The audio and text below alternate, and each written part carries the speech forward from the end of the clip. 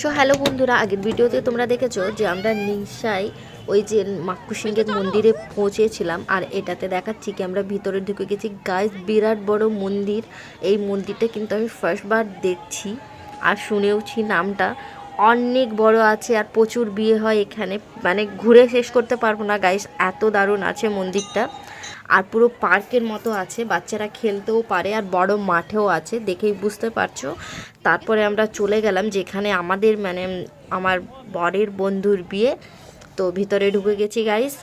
দেখো সবাইকে পেয়ে গেছি, এত ভিড়ে খোঁজাও মুশকিল, খোঁজা পাচ্ছিলাম না সবাইকে। তারপরে একটা মন্দিরে দেখছি ওরা আছে যেখানে বিয়ে হয়।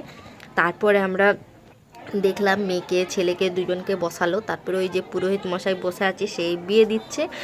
আর আজকের জন্য এতটুকুই, ভিডিওটা দেখো ফুল। যদি ভালো লাগে তো লাইক কমেন্ট করবে, যারা যারা সেখান থাকো নির সাথে মন্দিরের সামনে কমেন্ট বক্সে জানাবেন। আবার আমি